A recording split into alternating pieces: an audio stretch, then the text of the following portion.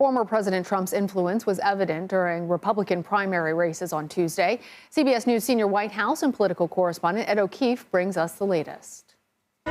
Tonight, the Republican primary for governor in Arizona is too close to call. But candidate Kari Lake says it's over.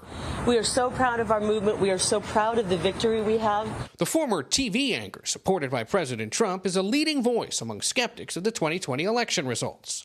We're going to take a sledgehammer to these damn electronic voting machines.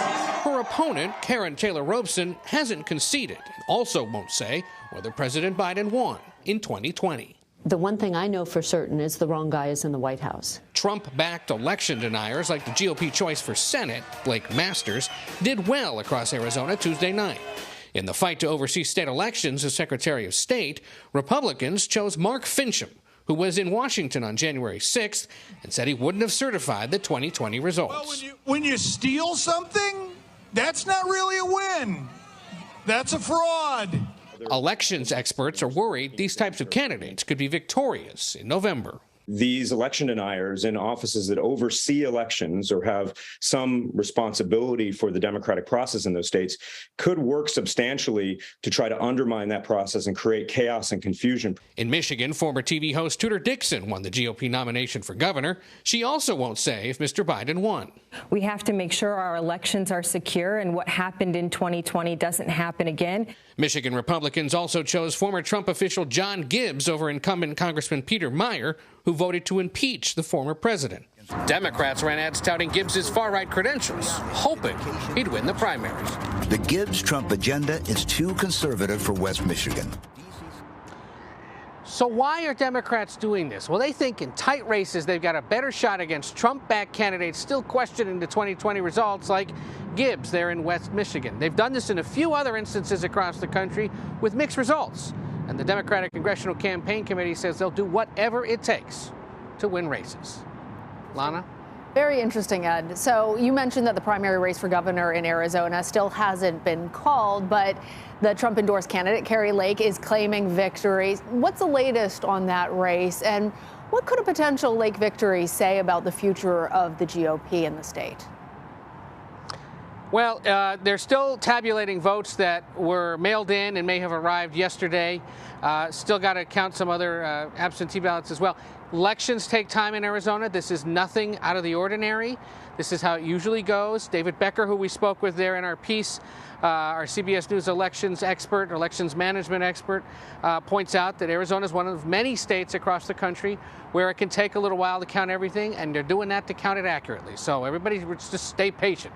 If Lake pulls this off, it's the continuation of a total revamp of the Arizona Republican Party, once represented by Barry Goldwater, John McCain, Jeff Flake, Jan Brewer, now run by what some call the Ultra MAGA, what some say proudly the Ultra MAGA.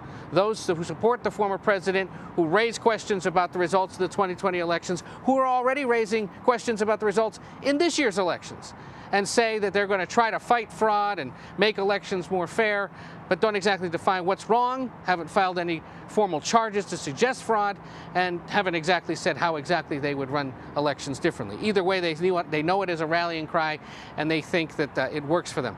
Here's the issue, though. In statewide elections in Arizona, you've got to get most independent voters, a growing segment of the population and the voting population, to support you.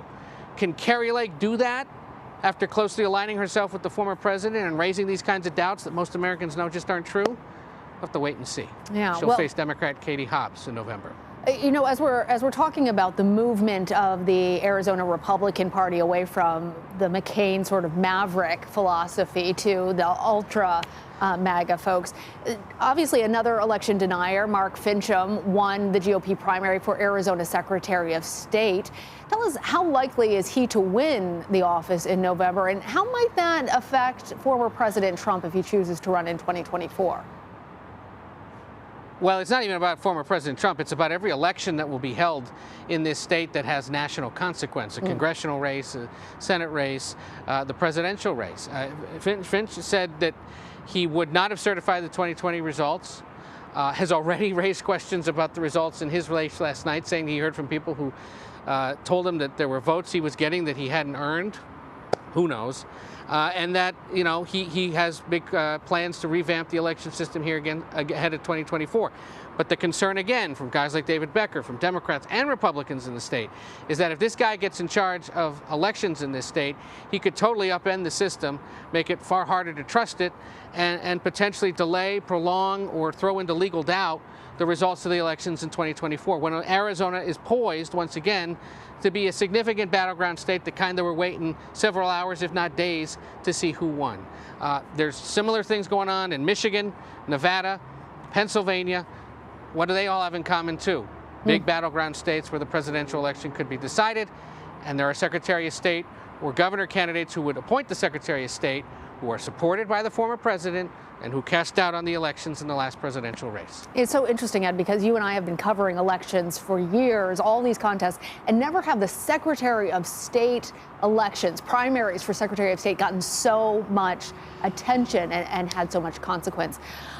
I also want to ask you about Arizona's GOP Senate primary. Trump endorsed Blake Masters as a projected winner and will now face Democrat Mark Kelly in November. How do you expect that race is going to play out? It's going to be a tight one. This one here, the one in Georgia, the one in Nevada, potentially Wisconsin, Pennsylvania, those are the ones we'll be watching most closely. Remember, Republicans just need to pick up one additional seat. They have to defend their seat in Wisconsin and pick up one more. Arizona, Georgia, Nevada are the ones that they think they've got a shot of picking up.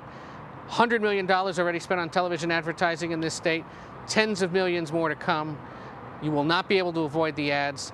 Kelly has raised an impressive sum of money. Remember, he won a few years ago as the husband of Gabby Giffords, has maintained a moderate voting record, but polling already suggests it's a single-digit race. That's what you should expect in this kind of battleground state.